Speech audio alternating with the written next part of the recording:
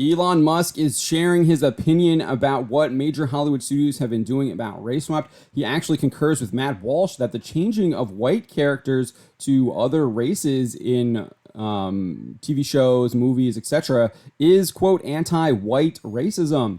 So Matt Walsh shared his thoughts on the subject earlier this month, writing on Twitter, "It's not just political correctness that prompts Hollywood to make white characters non-white. Snow White is now brown because the filmmakers view the character's whiteness as a flaw to be fixed. It's anti-white racism and should be called such." Musk responded saying, "True." Very definitive there. So what's interesting is this flies in the face of Hollywood executives, producers, and casting directors that are behind many of the race swaps. They're usually trying to say like, "Oh, it's the best character for the job," or "the best actor for that character," etc., etc. In fact, we had DC Studio CEO James Gunn, who is an ardent proponent of race swaps, defended them back in March when Guardians of the Galaxy Volume 3 was being promoted. He shared a photo of Chukwudi Iwuji playing a race swapped high evolutionary to Instagram, and then a user here responded to this. I don't even know how to say this name, but this guy right here said, "Damn it, another white guy they made into a black guy. Why couldn't they just leave him white, or I don't know, pick a different minority? How about Asian or gasp a Latino? How many Latinos and Asians in MCU, like total of 5? Or make him an Indian or something, because they don't and won't. That makes them woke. Next time, a major character, hero, villain will be a trans or homosexual or non-binary, when in comics they are not. Sad and pathetic. They're picking based on race and what's PC and not on acting and what's established." Gunn responded, said, "I chose the best actor, period." There's that narrative right there. Choosing the best actor. Clearly did not choose the best actor. If you chose the best actor for the role, you would have found an actor that actually looks like the character. So he's lying to himself there and lying to everyone on Instagram. And then he says, "I don't give a crap what ethnicity Chukwudi Iwuji is, so stop with your racist presumption." So now he's accusing this other person who's not happy with him changing the race of the high evolutionary. He's accusing him of being racist. No, James Gunn, that's not the case. You're the one who changed the character, and so now you don't get to play victim and attack someone else because they are upset at your choice and what you made. That was your choice. You chose to do that. And by the way, he's playing a guy who's almost always purple in the color. I think he's talking about his suits. That's not true either. He usually was wearing red suits they're like a burgundy color in the original comics. It's like burgundy and purple is the suit colors that he wears. But either way, just disgusting behavior from James Gunn, and just shows that, in my opinion, the guy has no. He's a very flawed individual, and hasn't changed all that much either. Just still sniping at people, calling people racist for not liking that he race swapped a character. He previously admitted to race swapping other characters for different reasons. So again, he's even contradicts his own kind of reason here. He's like, "Oh, I chose the best actor." Well, that's not what you were saying about race swaps when you were promoting the Suicide Squad. He responded to this user, Conrad Cuddy, who wrote, "Then make new black comic book characters or bring back old ones. Making white characters black isn't solving the problem. I'm on your side, man. I think there should be more black superheroes, but when you start taking white superheroes and changing their race gender for the sole purpose of being diverse, it's just kind of sad." Gunn then responded, so he's not saying it's about casting the best actor this time. He says, "That's pretty simple because 95% of all superheroes have historically been white. It makes sense as we start adapting them to film in the modern era that some characters who are originally white become another ethnicity to more accurately reflect our world." So he's saying that they're doing it to more accurately reflect the world. I thought it was about the best actor, James Gunn. Can you get your narrative straight? It's because you don't really have a narrative because you sit on a throne of lies. In most cases, it would not make sense to take a character originally another ethnicity and make them white because there are already so many white superheroes. So then he's trying to say that if you race swap characters from black or Asian or Hispanic or Indian to white, it wouldn't make sense because there's too many white heroes already. What? What are you even talking about? It doesn't make sense at all. It doesn't make sense to change the character's ethnicity at all from the beginning. Keep the character the way it was created. You don't need to change it at all. This guy's just like spaghetti in his head. Can't even make it a valid argument here. So it's not just Gunn who's defended the race swap, though. We have Marvel Studios boss Kevin Feige has also defended them, and he even noted that the entire motion picture Eternals was moved up because they wanted to feature all the race swapping in that film. Variety's Kate Arthur asked him, Eternals expands the MCU in terms of representation with its large international cast. Its first LGBTQ superhero. I know some of those things are baked into Eternals, but how many of those expansive ideas came from Chloe, talking about Chloe Zhao, the director? And Feige responded, well, the notion of switching up the gender, sexuality, and ethnicities of the characters from the comics was baked in initially. So baked into what they were going to do. They already wanted to do that in the film. They were already going to do all of these changes. That was part of what Nate Moore, producer on the film, was really advocating for and moving Eternals to the top of the list for us to start working on. So he's admitting here that all the race changes, all the gender changes, all the sexuality changes was the reason why they put this film at the top of their list. Are you kidding me?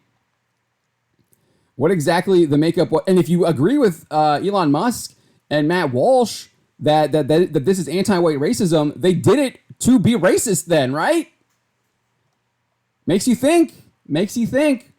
What exactly the makeup was between when Nate put together his internal discussion document, which is how we always start on all of our projects, and what she came in and did, I don't recall exactly. When it came to casting, that also did affect it. There were some characters that we changed from male to female. There were some characters that we knew how we were altering them from the books, but then it came down to casting. So they're trying to push this narrative like, we just wanted the best actor for the role, right? And he uses Gemma Chan's casting as Cersei as an example.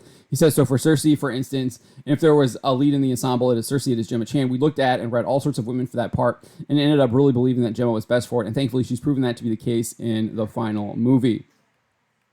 I'll leave that up to you guys to determine whether or not she played a good Cersei.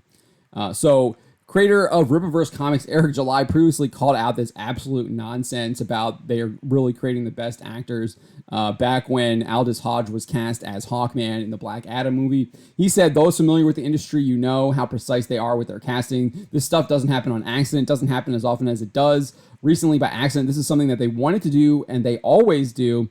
And it's because of the fact they feel as if they have to do it. He then refers to James Gunn's comments about the 95%. He says James Gunn admitted. He specifically stated that something like 95% of the superheroes are white, so they have to do this. So it can be a reflection of our world today. That's why they do it. So he's telling you that this is an effort that they try. They try to do this when they cast. It's not an accident. It's not, well, he was just the perfect Hawkman, or this person was just the perfect person to play the character. They embodied what we envisioned the character to be. No, that was not the case. That had never been the case. It never was the case. They have these guys playing these roles. They have them playing the roles by way of purpose. They went out of their way to do it. Exactly. Eric July is 100% right. And he would be vindicated because we had the Witcher casting director, Sophie Holland, admit to this. She admitted that she did it on purpose and she does it to push her ideology. This is what she said in an interview with Janelle Riley's Acting Up newsletter that was recently published in Variety. Holland said, you can affect change in whatever tiny way because you are in people's homes and they're watching this world. And that sort of solidified when I had a child. She's 5 now. And I thought how hard it is to be a girl. I remember thinking I have to help her because she's going to come under attack just like I did just because she's a girl. Maybe she'll be lucky and get to 9 before somebody calls her a female dog. And it made me so sad that she was going to experience that and I couldn't protect her from that. But what I could do is change the way people see women through casting. I can make them powerful and empowering, and then the floodgates will open to them. She went on and said, I do apply this theory to everything, and it makes me push boundaries a little harder because I think representation is important, not just for women, but all minority groups. Like, people have different physical abilities, and I think it's important they're seen in strong and fierce roles. Realizing this was a real moment of falling in love with my craft in a way that feels very specific to me. So she's clearly doing it to push her identity politics ideology, which is rooted in racism, as Matt Walsh and Elon Musk note. She then explained why she chose to race replace Yennefer in The Witcher. She says, I'm always the first to champion diversity in all its glory. One that springs to mind was the character of Yennefer on The Witcher. Lauren Schmidt-Hissrich is the showrunner, and we work so well together, and she's so open to conversations. In the book, she's described as the most beautiful woman in the world. This was a few years ago, and I'd like to think things have changed, but when you think about people's unconscious bias, especially in the fantasy world, it felt like these worlds were predominantly white. So she clearly is having an issue with white people, which I think also shows that Matt Walsh and Elon Musk are right, that it is rooted in anti-white racism. She's admitting it here. And I remember saying, I feel like we need to challenge what people think of as the standard of beauty. And having a woman of color in this role does incredibly powerful things to the people watching it. So not only do we have all of this confirmation from Sophie Holland, but we have the studios literally saying that they have casting quotas on their websites. The Walt Disney Company has updated theirs. It still links to their ABC quotas though, but they used to have this on their main page for Reimagine Tomorrow. They just kind of just updated the language to try and make it more obscure. But they literally said by 2022, 50% of regular and recurring characters across Disney General Entertainment scripted content will come from underrepresented groups. So they literally had a quota that 50% of all of their casting would be basically non-whites, is what they're saying here. If that's not racist, I don't know what is. We also have Amazon Studios, which published their inclusion policy and playbook back in 2021, where they declared each film or series with a creative team of 3 or more people in above-the-line roles. Directors, writers, producers should really include a minimum 30% women and 30% members of an underrepresented racial ethnic group.